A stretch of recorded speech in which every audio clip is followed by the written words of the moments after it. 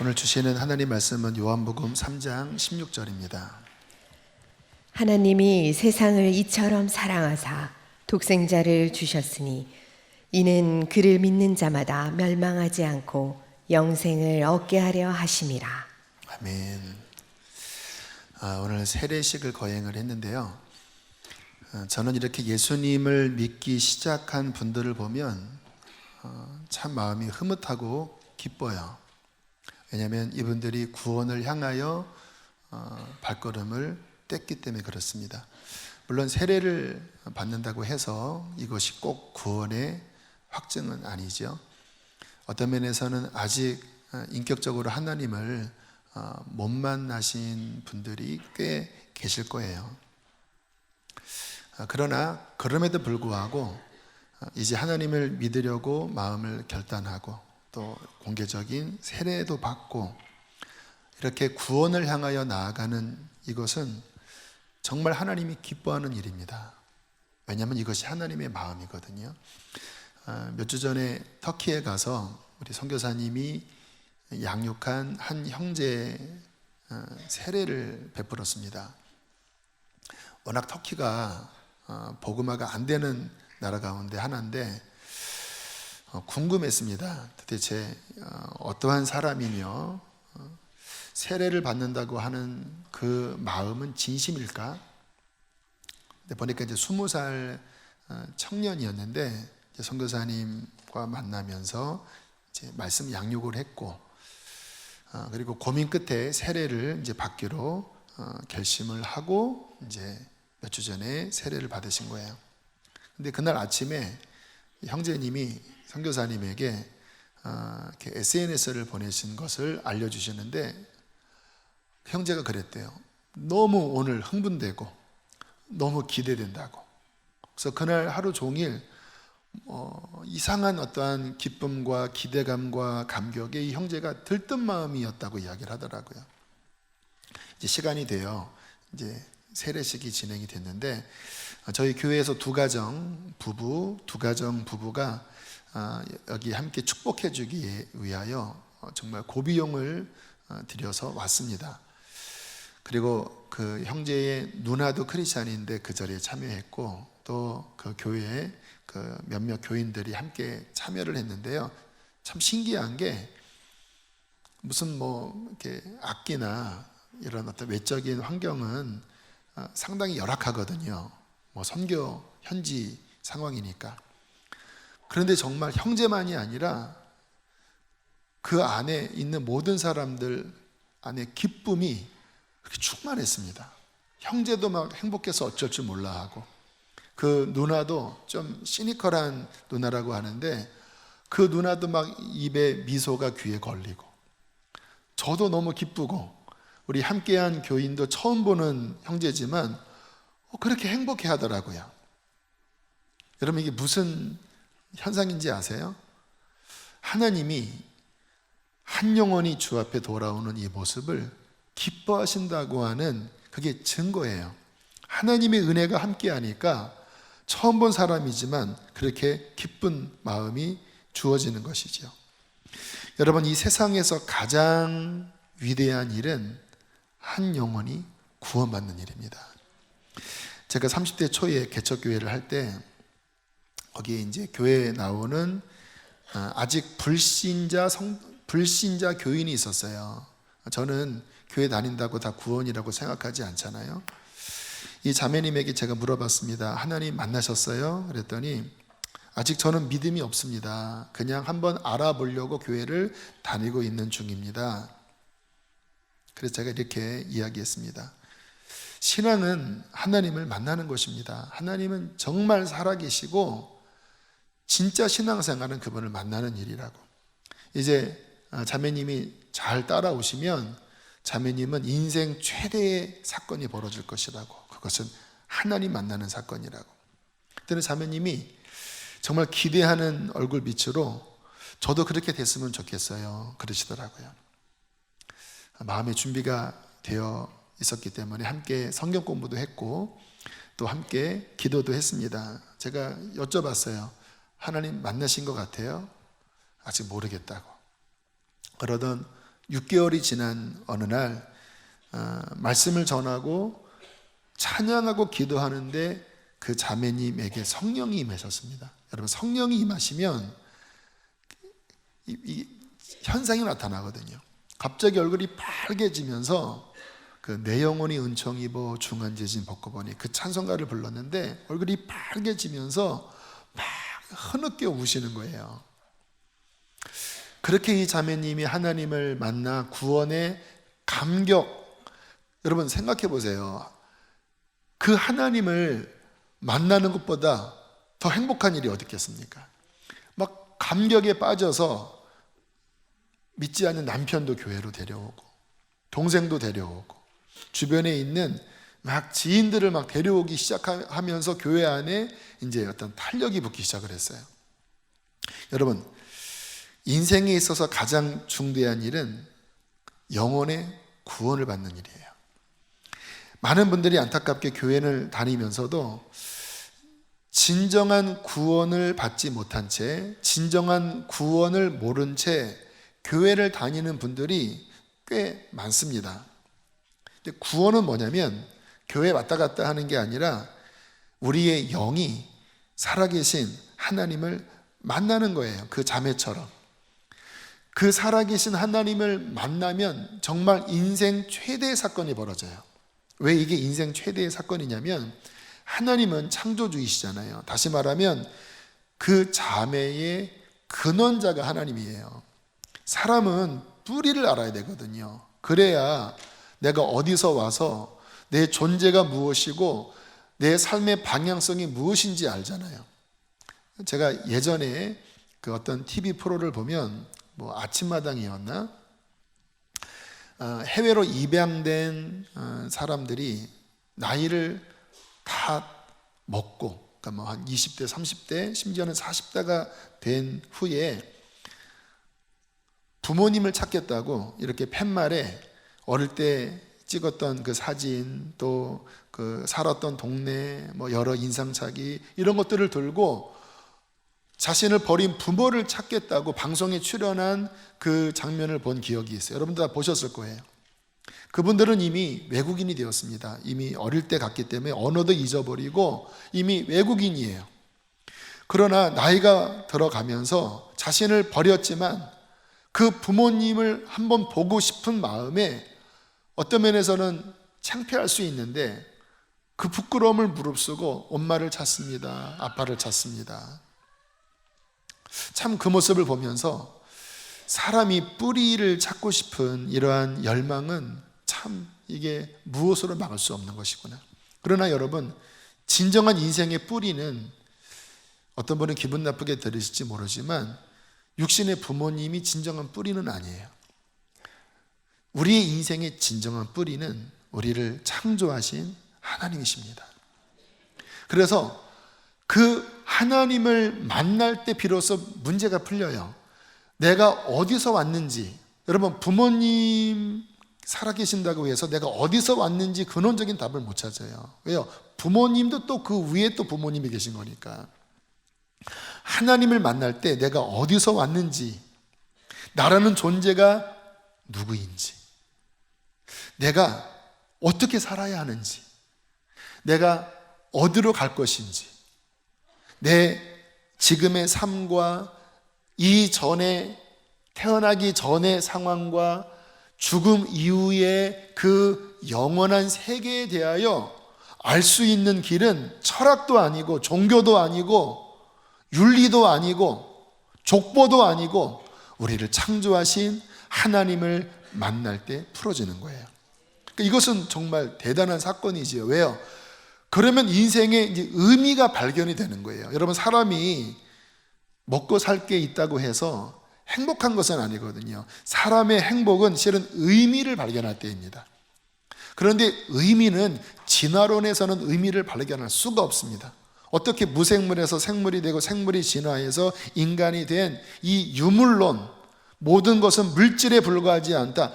여기서 인생의 의미가 어디 있습니까? 없어요. 그러니까 이게 지금 뭔가 모순에 빠진 거예요. 우리의 존재의 의미는 하나님을 만날 때, 지식이 아니라 정말 살아계신 그분을 인격적으로 내 영이 만날 때 비로소 내 삶의 의미를 발견하고 우리는 바르게 살 수 있는 것입니다. 자, 하나님을 만나는 것, 이렇게 우리 인생에 중요한데, 근데 많은 사람이 하나님을 못 만나요. 이 땅에 하나님을 정말로 만난 사람들은 퍼센테이지로 보면 정말 적은 퍼센테이지입니다. 왜 하나님을 못 만날까요? 성경은 이렇게 말씀을 합니다. 로마서 3장 23절 시작. 모든 사람이 죄를 범하였음에 하나님의 영광에 이르지 못하더니. 슬픈 정의입니다. 모든 사람이 죄를 범하였으므로 거룩하신 하나님의 영광에 이르지 못하는 단절, 자신의 근원을 찾을 수 없는 이 단절, 이것이 저주예요. 이사야 59장 1절 2절 함께 읽겠습니다. 시작. 여호와의 손이 짧아 구원하지 못하심도 아니요 귀가 둔하여 듣지 못하심도 아니라 오직 너희 죄악이 너희와 너희 하나님 사이를 갈라놓았고 너희 죄가 그의 얼굴을 가리어서 너희에게서 듣지 않으시게 합니다. 하나님이 응답하고 싶으셔도 더러운 죄에 쌓여있는 그 죄악이 하나님과 우리 사이를 갈라놓아 우리의 외침이 하나님께 들리지 않고 하나님이 오실 수 없는 이 절망적인 현실을 성경은 이렇게 말씀하고 있습니다. 구원은 뭐냐면요, 죄를 해결하는 게 핵심이에요. 우리가 신앙생활을 하면서 죄의 문제에 분명한 접근을 하지 않으면 뭐라 그럴까요? 이게 교양 수준으로 끝나요. 교회에 와서 좋은 어떤 말을 듣고 어떤 문화적인 분위기 안에서 어떤 신에게 뭔가 비는 종교적인 행위, 이것은 불교에도 있고 모든 종교에 다 있어요. 고등 종교에는 다 있어요. 그러나 정말 죄의 문제에 대한 것이 해결되지 않으면요, 다 종교 놀이입니다. 거기에는 참다운 구원이 없어요. 하나님 만남이 없어요. 진짜 구원은 뭐냐면 하나님과 우리 사이를 가로막은 이 죄를 해결하면서 살아계신 하나님을 만나는 인생 최대의 사건, 죄를 어떻게 해결하느냐, 여기에 핵심이 있습니다. 많은 사람들은 이렇게 이야기를 하면 좀 불편해 하셔요. 구원받지 못한 분들은 거의 불편해 하십니다. 어떤 생각을 갖냐면 솔직히 나는 그러한 죄인이라고 생각하지 않아요. 물론 나도 양심에 떳떳지 않은 부분이 있고 그렇다고 성인군자라고는 할 수는 없지만 내가 이 시대의 양심에 비추어 볼 때 내가 살인하지 않았고 내가 사기치지 않았고 내가 그래도 양심대로 살려고 애를 쓴 그런 사람입니다. 그러니까 교회에서 이야기하는 인간이 죽을 죄인이고 그 죄로 말미암아 지옥 가야 되고 솔직하게 동의가 되지 않습니다 하는 분들이 불신자들은 다 그런 생각을 갖고 있어요. 여러분, 그러나 죄에 대한 기준을 우리가 정확히 가지셔야 합니다. 인간적인 기준을 가지면 여러분, 죄는요, 이쪽 진영에서는 선이, 이쪽 진영에서는 악이에요. 다시 말하면 내가 판단하는 의의 기준, 죄의 기준은 결코 정확하지 않다라는 거예요. 왜? 진영에 따라서 논리가 다 달라지니까. 그러면 죄의 기준은 어디에서 완전해지는가? 거룩하신 하나님의 기준 앞에 설 때 비로소 분명해지는 거예요. 자, 그러면 성경에서 왜 인간이 지옥 갈 수밖에 없는 죄인이라고 말씀을 하시는가? 성경의 가장 근원적인 죄는 창조주 하나님을 떠나버린 거예요. 원래 하나님께서 인간을 영광스럽게 지으셨습니다. 어떻게 영광스럽게 지으셨냐면 그 영광의 하나님을 왕으로 삼고 경배하면서 그 하나님의 영광을 반영하는 하나님의 형상을 입은 존재로 지은 거예요. 대단한 거지요. 다른 피조물들에게는 하나님의 형상이라고 하는 호칭을 주지 않았습니다. 인간에게만 준 거예요. 왜요? 하나님을 알고 하나님께 영광을 돌리는 존귀한 자가 되도록. 그러나 언제나 이것은 하나님을 왕으로 주인으로 삼는 거예요. 그런데 그러한 존귀한 인간이 마음이 바뀐 거예요. 어떻게 바뀌었습니까? 하나님 자리를 자기가 찬탈해 버린 거예요. 나도 자아를 갖고 있는데 굳이 내가 당신에게 내 이 경배를 다 드릴 이유가 뭐가 있어? 내가 하나님이 되겠다고, 내 맘대로 살겠다고, 내가 법이 되고, 내가 내 인생의 주인이 되고, 내가 나의 영광을 위해 살겠다고 하면서, 물론 그렇다고 하나님의 자리가 잃어버려지지 않죠. 그러나 그 내면 안에 하나님을 쫓아내버린 거예요. 이게 모든 죄의 근원이라고 말씀을 하고 있습니다. 한번 예를 들어 볼게요. 여러분이 사업을 잘 일구었습니다. 1년에 한 100억 원 매출하는 건실한 사업이에요. 여러분이 잘 아는 누군가 지인인데 좀 어려워요. 근데 내가 너무 좋아해요. 그래서 그를 직원으로 채용을 했고, 또 일을 좀 열심히 하는 것 같아서 그에게 많은 권한을 주었습니다. 인감증명, 그리고 어떤 것을 결제할 수 있는, 왜요? 믿으니까. 그래서 내가 너를 돌보겠다, 너는 이 권한 안에서 일을 잘해서 우리 함께 서로 잘 살자. 그런데 어느 날 이 사람이 마음이 변심해서 그 인감 도장, 그리고 여러 상황들 주의 모르게 이렇게 움직여서 이 사업체를 자기가 가로채 버렸어요. 대표가 갑자기 이 사람이 됐어요. 그러면 만약에 여러분이 그 일을 겪었다면 이거는 뭐지요? 이건 완전 천하의 배신인 거예요.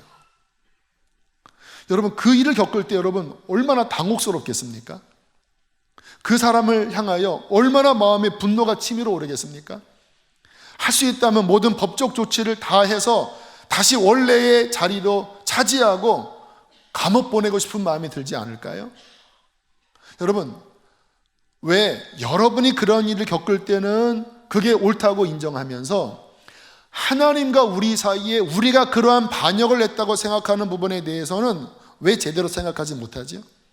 하나님이 우리를 그렇게 존귀하게 지으시면서 너는 나를 왕으로 삼고 나를 경배하며 나의 뜻대로 살아가면 너는 이 온 우주에 나의 영광을 드러낼 자야. 그러나 너는 기억해, 너는 피조물이야. 그러나 나의 형상이 너에게 있어. 너는 나에게 영광을 돌려. 그런데 그 하나님을 박차버리고 자신이 왕이 되고 자신이 주인이 되려고 했을 때 그 죄가 하나님 입장에서 영원히 심판할 반역의 죄가 아니겠습니까? 로마서 1장 28절에 이렇게 말씀을 하고 있습니다. 함께 읽겠습니다. 시작. 또한 그들이 마음에 하나님 두기를 싫어하며 하나님께서 그들을 그 상실한 마음대로 내버려 두사 합당하지 못한 일을 하게 하셨으니, 그러니까 참 하나님이 자유의지를 주신 거예요. 마음에 하나님을 왕으로 두기를 싫어했어요. 왜? 지가 왕이 되고 싶으니까. 하나님을 밀어내버리니까 어떤 일이 벌어졌습니까? 상실한 마음, 원어는 타락한 마음이에요. 빛이 있으면 밝아요. 빛이 떠나가면 캄캄해져요. 상실한 마음은 하나님이 빛인데 그 빛이 떠나가는 순간 마음이 캄캄해져 버린 거예요. 캄캄해지니까 어떤 일이 벌어집니까? 자빠지고 깨지고 막 진창이 뒹굴르게 되죠. 그게 합당하지 못한 일을 하게 된 거예요. 여러분, 인간의 죄는요, 내가 의로운데 어떤 죄를 범했기 때문에 죄인이 되는 게 아니에요. 근원적인 것은 하나님을 몰아내는 순간 빛이 빠져버리니까 그 다음부터 이 캄캄한 마음에서 캄캄한 행위가 저절로 나오는 거예요. 한번 여러분 예를 들어 볼게요. 우리 안에 음란한 마음이 있습니다. 원래 이 정욕은 하나님의 통제 안에서는 가정이라고 하는 이 울타리 안에서 부부의 연합, 또 기쁨, 그 안에 생명이 탄생되는 어떤 후손이 번성하는 그 코드로 하나님이 주신 특별한 선물이에요. 그래서 이 성은 하나님께서 부부 안에 가두어 두셨습니다. 이 안에서 하나님께서는 이 남자와 여자가 한 몸을 이루어 사랑하면서 하나님이 우리를 사랑하시는 그 사랑을 이 안에 은유로 담아주시고 그 안에 생명이 번성하는 특별한 은총을 주셨어요. 근데 이것은 하나님이 다스려야 그대로 움직여요. 하나님이 떠나버리면 어떻게 되는지 아세요? 이게 정욕화가 되는 거예요. 그래서 이 불이 통제되면 음식을 만드는데 통제되는 이 통제력이 벗어나는 순간 이 불이 집안을 불살라지는 거예요. 정욕에 따라서 또 다른 사람과 관계를 맺고 또 다른 사람과 관계를 맺고 그것도 아니니까 막 매춘을 하고 근데 교양이 있으니까 겉으로 못 하잖아요. 근데 이 안에 이게 이글이글 거리잖아요. 그러니까 적당한 환경이 주어지면 그것도 안 되면 상상력으로 그래서 모든 사람은 다 그 마음으로 이미 간음을 행하고 환경에 의하여 간음에 빠진 사람이 천지입니다. 그러면 내가 들키지 않았다고 나는 깨끗한 사람인가요? 하나님의 그 정결한 눈에 들키지 않았다고 깨끗한 사람인가요? 여러분 이렇게 양심을 비춰보면 벌써 이거 아니구나 아실 거예요. 여러분 우리 안에 분노가 있습니다. 분노. 물론 사람 안에 화가 나는 마음은 저는 정상적인 마음이라고 생각해요. 근데 이게 통제가 안 되면요 죽여버리는 거예요. 마치 가인이 동생을 죽이듯이 그 순간 핑 돌고 갑자기 옆에 뭐가 도구가 있으면요 순식간에 사람 죽인다라니까요. 여러분이 사람 안 죽였다고 나는 괜찮아요 그게 아니에요. 환경이 주어지지 않은 거예요. 그러나 마음으로는 이미 수십 번 수백 번 심지어는 여러분의 가족을 죽였습니다. 여러분 우리 안에 탐욕이 없습니까? 우리가 이런 매스컴을 보면 어떻게 저 사람이 저럴 수가 있나. 도찐개찐이에요. 우리 안에 있는 그 은밀한 탐욕들 그 안에서 일어나는 원망 분노 유산 조금 손해보는 것 때문에 막 견딜 수 없는 마음 다 그 안에 그 뿌리가 하나님을 몰아낸 가운데 통제가 안 된 그 캄캄한 마음에서 이 세상은 죄악의 부유물들로 가득해요. 근데 우리의 이 착각이 뭐냐면요 나는 그렇게 안 저질렀다 이거예요. 그러나 하나님의 눈에는 우리 안에 동일한 죄의 근본이 자리 잡고 있고 그 뿌리 안에는 하나님을 밀어낸 원죄가 자리 잡고 있는 거예요. 결국 하나님께서는 거룩하심으로 말미암아 그 죄에 대하여 심판을 하실 수밖에 없는 거지요. 죄의 결과가 무엇입니까? 성경에 정령 죽으리라고 말씀하셨어요. 죄의 싹은 사망이라고 하셨어요. 그래서 죄를 범하면 처음으로는 영적 사망이 찾아옵니다. 성경에 보면 하나님께서 이미 죽은 자들이다 살아있는데 이미 죽은 자들이라고 하는 말씀이 나와요. 여러분 사람의 이 근원은 영이거든요. 근데 이 영은 하나님과 연결되어야 비로소 사는 거예요. 마치 이 나무가 뿌리가 근원이잖아요. 뿌리가 땅에 심겨져서 이렇게 뻗쳐 있을 때 사는 거잖아요. 뿌리 잘려지면 이건 죽은 겁니다. 당분간은 푸릇푸릇해요. 그러나 죽은 거예요. 죄를 범한 순간 하나님을 밀어낸 순간 영적인 사망이 찾아와요. 거룩하신 하나님께 이르지 못하는 영적 사망이 딱 막으면서 인간은 이제 육신으로만 사는 존재가 되는 거예요. 영적인 생명이 끊어져 버리니까 허탈합니다. 무엇을 쏟아부어도 허탈해요. 세상 쾌락을 쏟아부어도 그 끝이 허탈해요. 왜? 죽음의 심판이니까. 두 번째는 상처입니다. 여러분 죄가 있는 곳에는 언제나 상처가 있어요. 이 나라가 지금 불과 2달 만에 얼마나 상처투성이에요. 다 뭡니까? 그거 잘못이야. 그게 뭐가 잘못이야? 이 가운데 막 분노하고 막 화가 나고. 여러분 죄는요 상처를 주기도 하고 상처를 받기도 합니다. 그런데 온 세상이 다 하나님을 떠남으로 말미암아 이 속에 다 죄가 가득하잖아요. 그러니까 어느 곳에든 상처투성입니다. 가정 안에서 사랑하는 부모와 자녀 관계 안에서도, 형제 안에서도, 부부 관계 안에서도, 인간관계 안에는 온갖 상처로 미워하고 상처받고, 그로 인하여 이 마음이 상해 있고 괴로워하는, 그러니까 마음이 우울하고 살고 싶지가 않고 뭐를 해도 마음이 행복하지 않는 비참한 인생들의 모습, 지금 정확하게 제가 성경적으로 이 세상의 현실과 모든 사람들의 내면을 정확하게 지금 말씀을 드리고 있는 것입니다. 이게 다 죄의 결과인데 더 큰 두려움은 뭡니까? 로마서 2장 16절 말씀 함께 큰 소리로 읽겠습니다. 시작. 하나님이 예수 그리스도로 말미암아 사람들의 은밀한 것을 심판하는 그날, 그렇게 이 땅에서 뭐 포장하고 그럭저럭 살아요. 하나님 없으니까 자기가 하나님 되어 뭔가 아무튼 포장을 하려고 성공도 하려고 하고 돈도 모으려고 하고 뭐 자기 이름을 내려고 하고 살아요. 그러나 거룩하신 하나님 앞에 서는 그 심판대에서 그 안에 은밀히 숨어서 행했던 그 모든 것들이 드러나는 그날 하는 거예요. 그때는요, 자기도 스스로에게 정지합니다. 나는 지옥입니다 그래요. 지금은 왜 지옥이야, 이게 혼미되어 있으니까 모르는데 그 은밀한 것들이 다 드러나는 날, 하나님의 어미하신 진리의 빛 앞에 서는 그날 그냥 지옥에 떨어져도 그냥 본인이 인정하고 떨어지는 거예요. 그러므로 구원은 심판대 앞에 서기 전에 이 지글지글한 이 죄가 해결되는 거예요. 이게 구원이에요. 근데 문제는 어디서 해결되냐 이 말이에요. 어디서? 성경은 이 부분에 대해서 이렇게 분명한 답을 제시하고 있습니다. 아까 읽었던 말씀으로 연결하면서 말씀을 나눕니다. 로마서 3장 23절 24절입니다. 시작.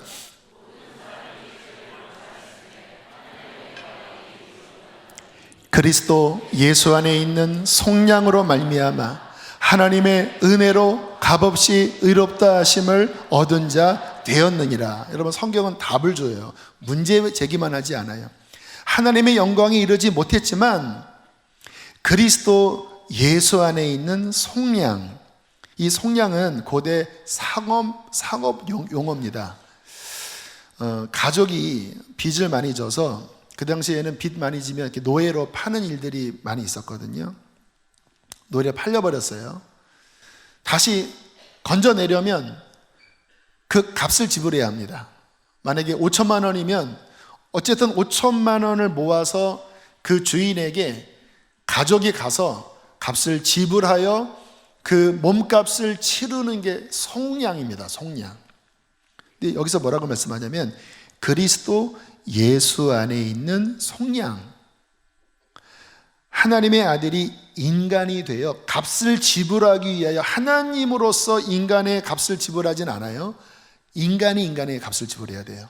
하나님이 인간이 되셔서 십자가로 말미암아 인간의 모든 죄의 값을, 죄에 팔려 노예가 된, 사망의 노예가 된 그 온 인류의 죄의 값을 하나님의 흠없는 어린 양이신 예수 그리스도가 십자가에서 제물로 속전, 그 값을 치르는 속량, 이것을 하셨다라는 거예요. 그래서 하나님 앞에 그 모든 죄가 갚아지는 구원을 이루셨습니다. 할렐루야. 이것은 사람이 할 수 있는 일이 아니에요. 왜? 모든 사람은 죄에 빠졌으니까. 하나님의 의로운 아들, 인간이 되신 예수 그리스도 안에서만 가능한 일입니다. 여기에 다시 말씀을 보여주세요. 그리스도 예수 안에 있는 속량으로 말미암아 하나님의 은혜로 값없이 의롭다 하심을 얻은 자 되었느니라. 이 은혜라는 말, 값없이라고 하는 이 의미는 뭐냐면요, 우리의 이 팔린 이 속전을 갚는 이 금액은 너무 큰 거예요. 여러분, 5천만 원은 우리가 움직이면 어떻게 해서라도 가능할 수 있어요. 어떤 사람은 어렵지만 웬만하면 가능해요. 그런데 50조 원이 빚졌다면 여기서 누구도 해결 못해요. 우리의 죄에 팔린 이 사망값은요 5천만 원이 아닙니다. 50조 원이 아니에요. 온 지구 다 팔아도 안 돼요. 그래서 하나님의 아들이 자신의 생명의 값을 치르셨고, 이것을 받는 길은 우리가 뭔가를 하는 행위가 아니라 그 은혜를 믿음으로 받아들일 때 하나님은 값없이 주시는 선물로 구원을 주신다라는 거예요. 근데 여기에 의롭다함을 얻었다고 하는 말은 뭐냐면, 우리가 막 잘났다 이렇게 되는 의미가 아니라 그 죄로 말미암아 심판이 선고되었는데 예수 그리스도가 대신 속량하심으로 말미암아 이제 하나님 앞에서 무죄가 다시 선언됐다라는 거예요. 일종의 사면이죠. 사면이라는 말은 죄가 없는 게 아니에요. 죄가 있어요. 그런데 합당한 절차에 의하여 죄가 없는 것으로 간주되는 거예요. 이게 의롭다함을 얻은 거예요. 누구 안에서? 그리스도 예수 안에서. 그분의 속량으로 말미암아 나의 행위가 아닌 하나님의 은혜로 값없이 내 죄가 하나님 앞에 없다. 왜? 네 죄는 나의 아들에게로 전가됐고 이제 너는 나의 아들의 피에 덮여져서 죄가 없는 자로 내가 간주하겠다라고 하는 순간 죄의 담이 사라져버리면서 하나님의 그 거룩한 은혜가, 그분의 임재가 그에게 만나지면서 그의 영혼이 구원을 받는 것입니다. 요한복음 3장 16절에 이 영광스러운 일을 이렇게 말씀을 합니다. 함께 읽겠습니다. 시작. 하나님이 세상을 이처럼 사랑하사 독생자를 주셨으니 이는 그를 믿는 자마다 멸망하지 않고 영생을 얻게 하려 하심이라. 할렐루야. 그 예수 안에서 더 이상 멸망 가운데 살지 않고 하나님의 영원한 생명과 다시 연결돼요. 성령이 들어오시고 죽었던 영이 다시 살아나고 그 하나님의 은혜 가운데 인생의 의미를 발견하고 하나님과 함께 살다가 우리의 육체의 생명이 끝나는 그날 영원한 하나님의 나라에 들어가는 이 놀라운 축복을 하나님이 주셨다라는 거예요. 여러분, 이 영혼 구원은요 이 땅의 어떠한 기적보다 비교할 수 없는 가장 큰 기적이에요. 여러분, 암 치료돼도 또 죽어요. 어떤 물질 문제 해결돼도 여러분 또 생길 수 있어요. 영혼의 구원은요 그 어떠한 기적보다 가장 큰 기적입니다. 왜요? 영생을 얻었기 때문에. 그러므로 하나님께서 행하시는 가장 큰 일은 천지창조도 아니에요. 모세 홍해의 기적도 아닙니다. 우리가 쉽게 그런 영화 보면 막 홍해가 갈라질 때 와 하지만 그 홍해가 갈라지는 기적보다 더 놀라운 기적은 죄와 허물로 죽었던 나의 영이 예수 그리스도의 십자가와 부활로 말미암아 그 죽었던 영이 살아나서 하나님이 내 안에 찾아오신 이 구원 사건이 가장 큰 기적인 것입니다. 여러분, 구원을 얻으십시오.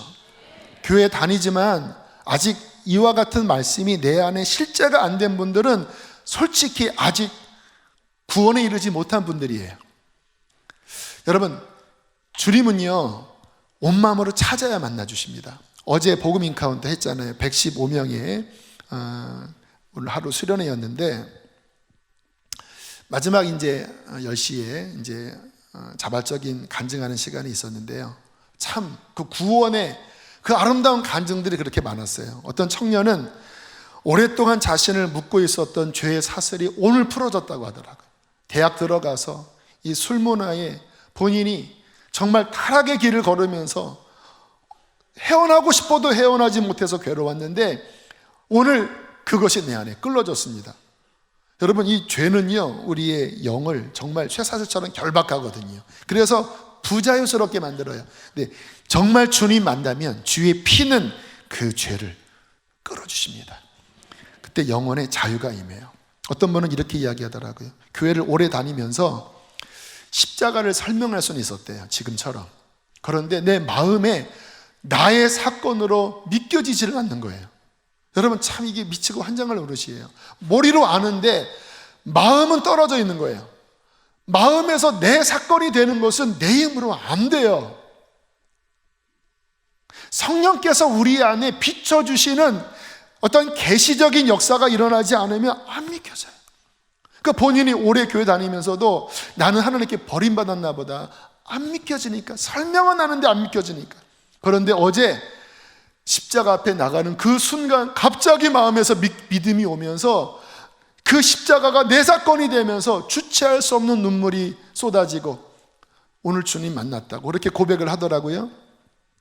어떤 분은 이제 저희 교회가 어쨌든 제대로 신앙생활을 하자, 그래야 구원받는다 이렇게 외치니까 그게 필요하다고 느끼면서도 또 인간적인 마음이 부담스럽잖아요. 솔직히 종교 생활하는 게 얼마나 좋습니까? 일주일에 한 번 교양 있게 다 가방 메고 뼈도꼬도 신고 이렇게 교회 와서 이렇게 앉아서 이렇게 듣다가, 그리고 일주일 내내 내 맘대로 살고 조금 피곤하면 한 주 쉬고 이러면 지옥까지 하고 또 들고 뼈도꼬도 왔다가 듣다가 얼마나 이게 참 누이 좋고 매부 좋고 양심도 해소가 되고 내 마음대로 살고 또 천국 갈 수 있고 뭐 그런 착각 속에 살아가잖아요. 근데 저희 교회 와서 자꾸 뭐 제자 훈련도 해야 된다, 뭐 새벽 기도도 해야 된다, 주님 만나야 된다. 그게 이제 짜증이 밀려오기 시작했대. 나 이런 건 원하는 게 아니야. 그래서 새총이 딱 당겨져 있는 것처럼 기회만 되면 통 하고 도망가려고 했대요. 그래서 옛날 말로 톡 끼는 거죠, 이렇게. 어제도 막 마지막 그 저녁까지 내가 여기 왜 있어야 하나, 그냥 난 가버릴까, 이러면 안 되는데 막 괴로워하고 있었대요. 마지막 기도하는 시간에 갑자기 내 죄가 소스라치게 느껴지면서 내 뼛속 깊이 내가 죄인이구나, 나 이렇게 살다가 망하는구나, 갑자기 이게 비춰지는데 막 통곡이 쏟아져 나오고 오열이 터지면서 이분이 십자가 앞에 나아가는 성령의 은혜를 경험하는 이런 역사를 경험했어요. 이게 하나님 만나는 거는요, 이게 밋밋하지가 않아요. 물론 뭐 사람마다 좀 반응은 다르지만 주님 만나면 반드시 우리의 속사람이 변화돼요. 여러분, 저는 우리 교회 다니는 많은 교인들이 교인에서 멈추지 않고 정말 죄 문제가 해결이 되고 정말 십자가를 만나고 성령을 경험해요. 우리의 죽었던 영이 거듭나는 진정한 신앙생활을 하여 천국을 향하여 걸어가는 거룩한 성도가 되기를 축복합니다. 그렇게 구원을 받은 분들 저희 교회에 많이 계셔요. 참 저는 솔직히 어제도 주님, 우리 교회에서 도대체 몇 명 천국 갈까요? 모르겠어요. 그러나 이렇게 애를 쓰니까 그래도 좀 더 갈 것 같기는 해요. 자, 그렇게 주님 만난 분들, 그러면 나는 좋아, 그렇게만 생각하시면 안 돼요. 이제 또다시 누군가 우리 주변에서 하나님 만나야 되는 그 영혼에 대하여 관심을 가지셔야 돼요. 이 이른 양 찾기의 핵심적인 말씀이 누가복음 15장 말씀이지요. 함께 읽어보실까요? 시작. 너희 중에 어떤 사람이 양 100마리가 있는데 그 중에 하나를 잃으면 99마리를 들여두고 그 잃은 것을 찾아내기까지 찾아다니지 아니하겠느냐. 주님께서 말씀하잖아요. 너만 우리 안에 있으면 땡이냐? 헤매는 그 잃은 양을 찾아내기까지 찾아다니지 않겠느냐.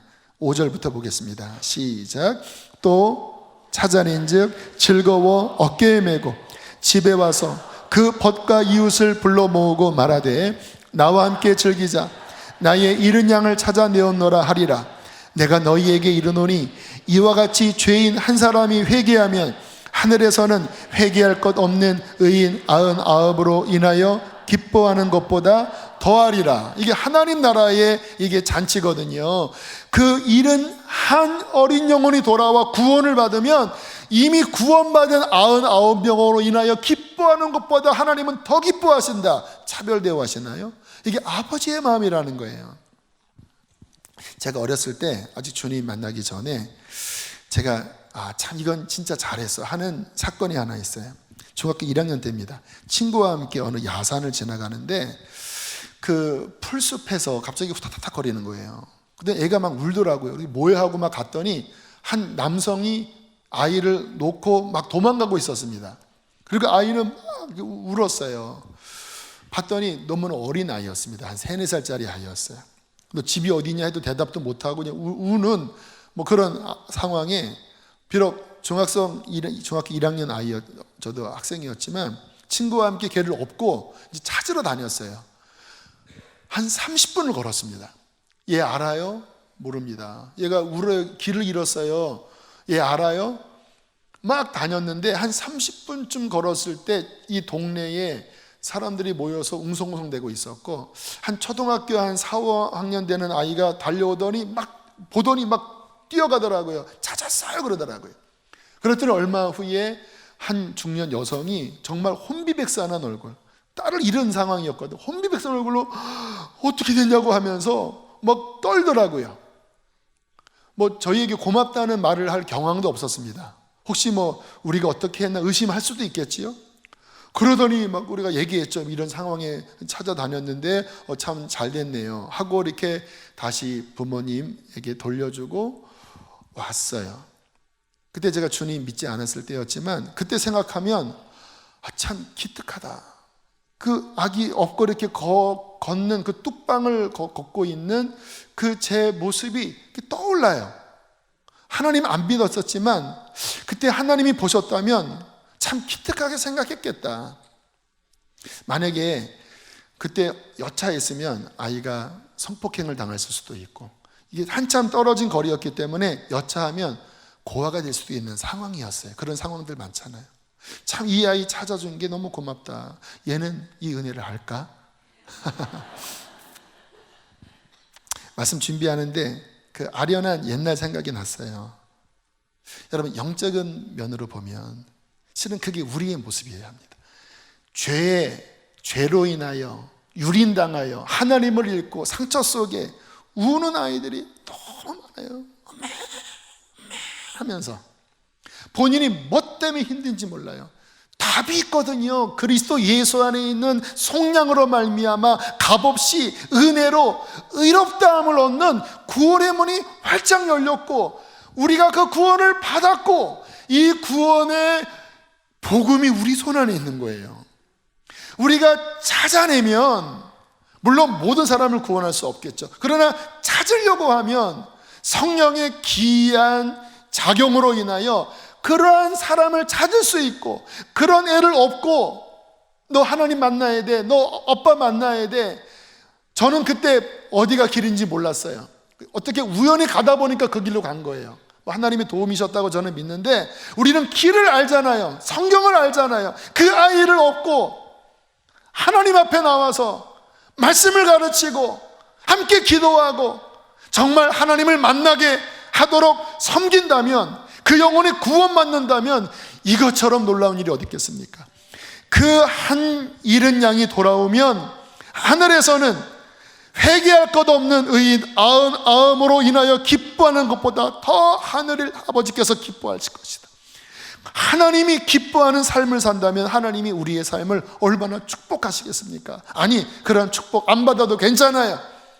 내가 구원받았다면 그 한 영혼을 살리기 위하여 마음을 쓰는 것이 진정한 거듭난 그리스도인의 마땅한 모습이 아니겠습니까?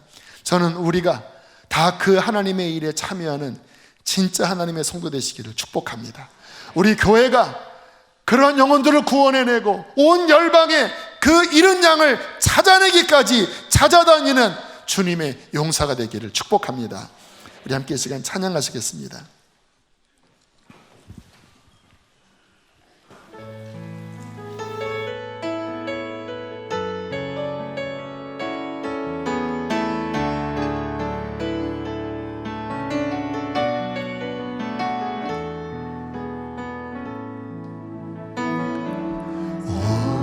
보좌 앞에 모였네. 함께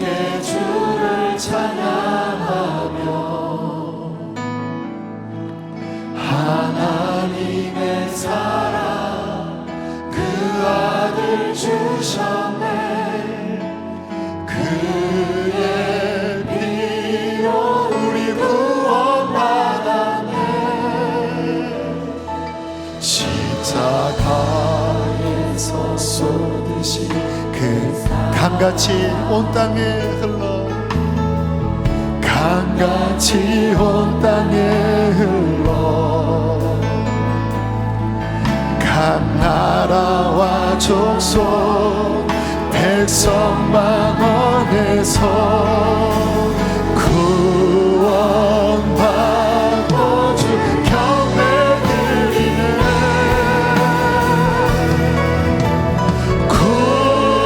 구원하시니 보좌에 앉으신 우리 하나님과 어린 양의 이도가 구원하시니 보좌에 앉으신 우리 하나님과 어린 양의 이도가. 여러분, 지금은 구원받을 만한 때요, 은혜의 날입니다. 구원의 문이 열린 때예요. 그러나 언제까지 열려 있지 않아요. 곧 닫힙니다. 그 사람이 죽으면 그 사람에게 닫히고 주님 다시 오시면 끝나는 거예요. 아직 문이 열려 있을 때 이 하나님의 놀라운 구원이, 그 보혈이 잃어버린 영혼들에게 흘러가도록 우리는 기도해야 될 것입니다. 아직 이 가운데 주님 못 만난 분이 있다면 여러분 자신의 구원을 위하여 기도하십시오. 이미 구원을 받은 분이 있다면 여러분 안에 영혼을 사랑하는 마음을 달라고 기도하시고, 나를 통하여 그 예수의 보혈, 예수의 생명이 흘러들어가 하나님 한 영혼을 살리게 하여 주시옵소서. 그렇게 되게 해달라고 우리 주여 한번 크게 부르시고 기도하시겠습니다. 주여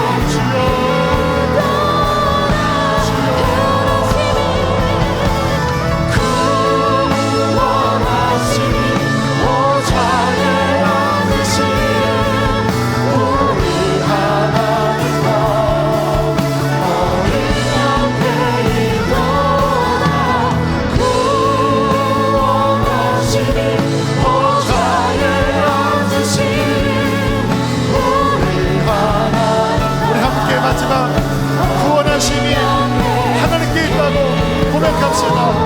구원하심이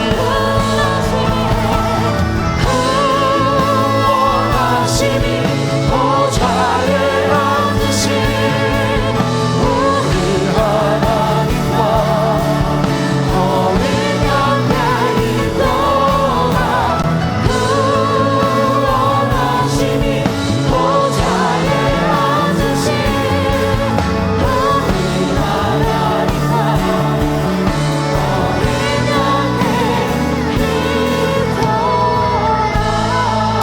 호산나 다윗의 자손 예수여, 우리를 구원하소서. 구원하심이 보좌에 앉으신 하나님과 어린 양 예수께 있음을 고백합니다. 이 가운데 아직 주님을 인격적으로 못 만난 영혼들, 죄의 문제가 해결되지 않은 영혼들이 십자가의 은혜를 발견하게 하여 주시고 그 구원을 찾아내기까지 하나님 앞에 매달리게 하여 주십시오. 이미 구원받은 자들 안에 잃어버린 영혼들에 대한 사랑의 마음을 부어주시어서 찾아내기까지 아버지 찾아다니는 하나님 목자의 마음, 아버지 아비의 마음을 허락하여 주십시오. 그리하여 그 한 영혼을 주 앞에 인도하는 하늘나라 잔치의 기쁨을 누리는 성도들이 되어지게 하여 주시옵소서. 기원님을 봉헌합니다. 축복합니다. 성도들의 기업과 모든 생계를 하나님 돌보아 주십시오. 아픈 이들을 위하여 기도합니다. 예수 이름으로 강건할지어다. 이제는 우리를 죄에서 건지신 예수 그리스도의 은혜와 하늘아버지의 그 크신 사랑하심과 성령의 교통하심이 오늘 구원에 관한 말씀을 마음에 새기고 돌아가는 모든 이들 안에 충만히 함께 있을지어다. 아멘.